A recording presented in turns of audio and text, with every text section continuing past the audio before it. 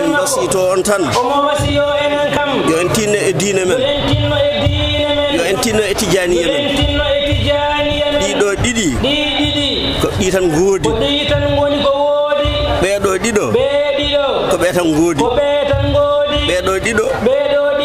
ɓe Allah yaltini tago ngo e muɗumen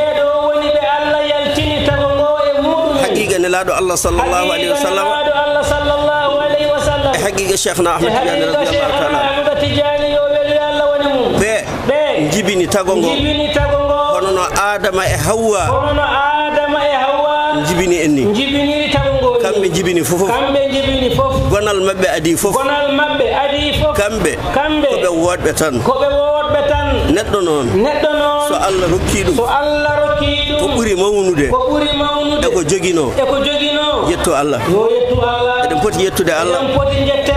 jeede e leñol nelaɗo Allah sallallahu alayhi wa sallam e jeede almuɓe Cheikhna Ahmed Tidiane ɗum ɗo ko jettirgol Allah heddi ko hulde Allah e gollude jamiroje e woppude kade hay hunde ne kadi Allah hulɓinirani Allah wi yo en kullum tan kala ko wona Allah ɗum Allah wiyani yo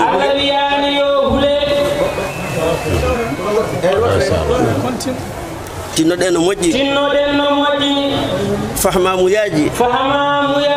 bonɗi ɗi paamaka ene yedde kono noon gonga ko gonga tan gonga ɗon tan artate nelaɗo Allah sallallahu alayhi wa sallam ala luural yimɓe boom ne mbiya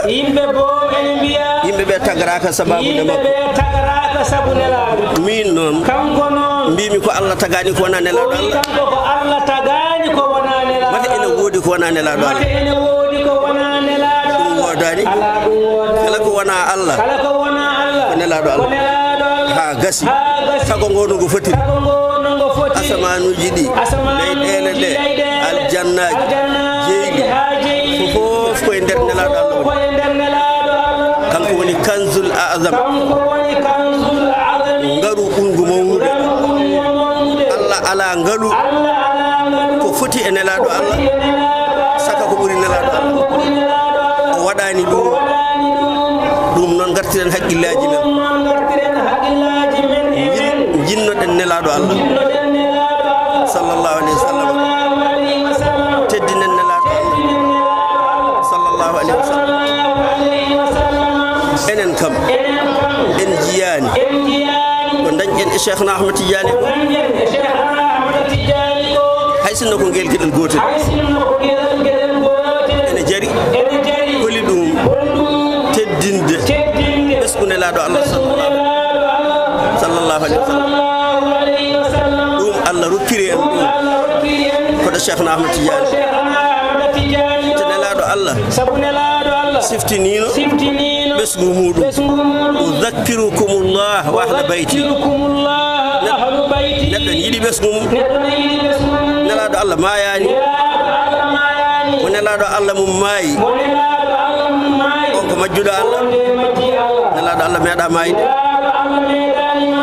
ay nde ɗon foɓere nde so tawi tan catal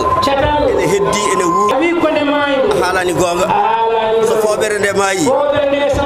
catal wuurata nelaɗo Allah so maayi Allah firtat ha laaɓa heddoɗo heddorino kanko ko foɓere jallugol o fuɗi o habri wonde Allah nelimo ko wona kanko ko Allah yaltin ɗum koye makko o mayani ɗum ɗon ko wutte ɗum ɗo ndu ɓandu ɗo ndu wutte hono nduɗo ɓandu ɓornori oɗo wutte beele dappugol ndu wutte o ene rappina ɓandu rappani ɗum ko wutte tan wonno on nana Madina kono kay kanko o haali o wi Allah ɓuri ɗaccude mo e gabri makko fodde balɗe capannayyi o wonani toon Cheikhna Ahmed Tidiane radiyallahu ta'ala on ko mudum ko kadine ko wutte tan on nana fas kono ko wiete Cheikhna Ahmed Tidiane huwa hayyun la yamutu abadan on meeda mayde so mayi Allah tagga madadu mudum halaba lutti kadi haqiqa Cheikhna Ahmed Tidiane radiyallahu ta'ala kala ko Allah itti haqiqa Cheikh Tidiane e den hunde natar wonde wana asamanuji di wana leƴƴele de Allah ene teddinirimo kala ko ene yiyo memo koye haqiqa Cheikhna Ahmed Tidiane fuɗi on Allah rokki en jetten Allah ɓural Allah ɗo jala fof waɗa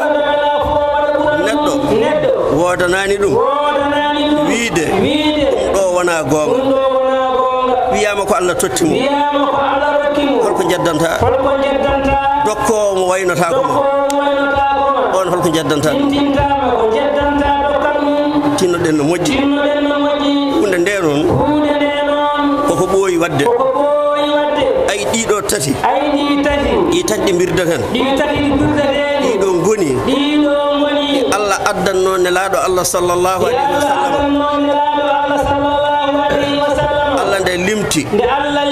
wa tilka hujjatuna ataynaha ibrahima ala qawmihi ha yetti sappo e jeetato annabi Allah wi ulaika alladhina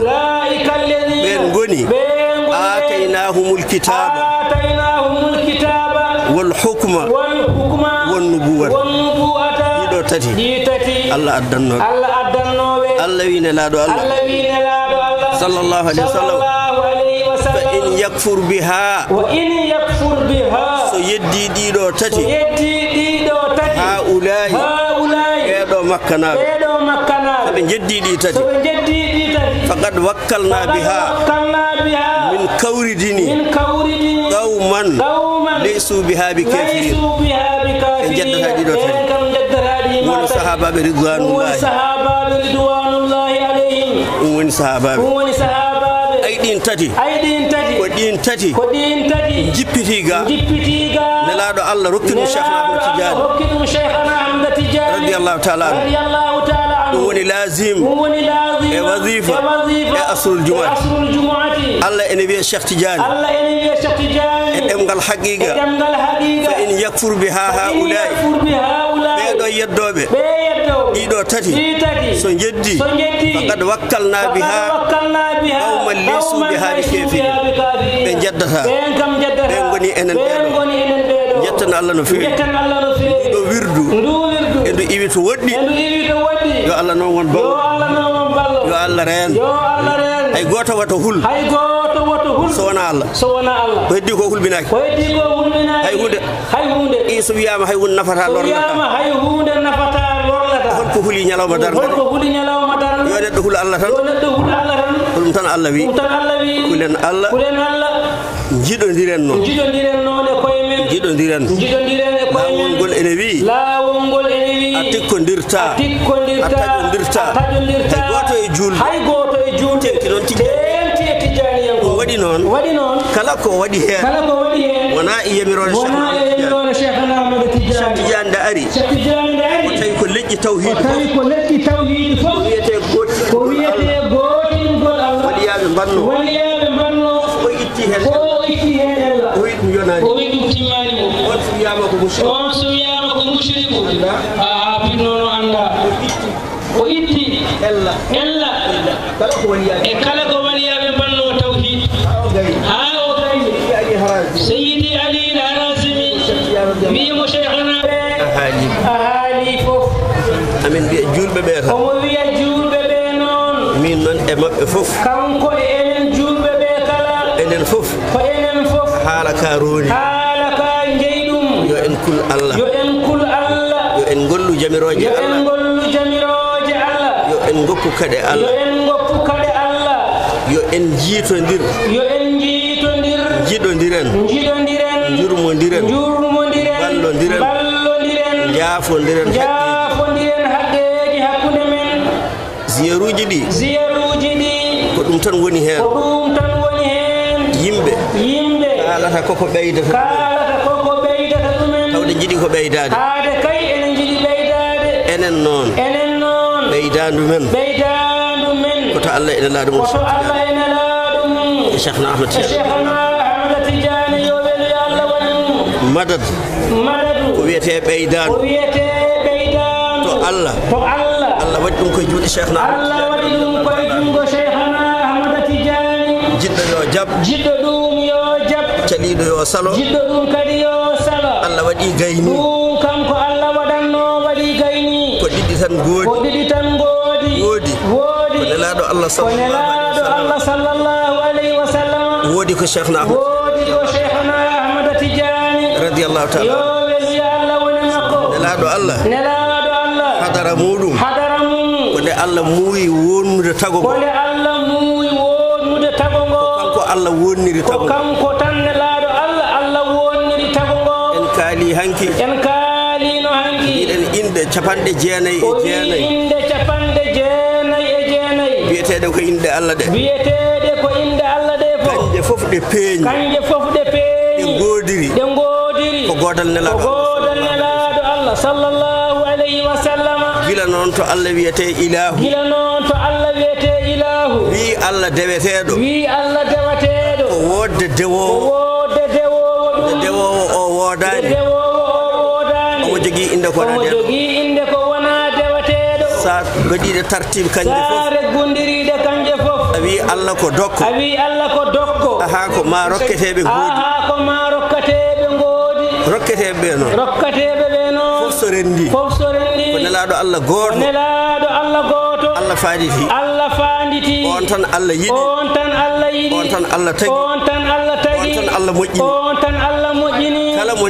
kala moni yiɗi yiɗede to Allah o yiɗat nelaɗo Allah Allah sohlani yiɗede Allah yiɗi tan ko nelaɗo Allah kala jiɗɗo nelaɗo Allah Allah ene yiɗi Allah kam ene yiɗi ɗum kala teddinɗo nelaɗo Allah mo teddini nelaɗo Allah o teddato Allah on kam Allah teddina ɗum so yawti ɗum ɗi ko biyeteɗo Cheikh Cheikhna Ahmad Tidiane yo welu Allah woni mum en deƴƴatamo abadan on kam en deƴƴatamo abadan en mbawa deƴƴudemo abadan sabu en ngala ko kalden so wona kanko ko wiyete madad ko ɓeydandu so rendi kañum fof so iwi to Allah rewata koye juuɗe Cheikhna Ahmad Tidiane on woni imdadi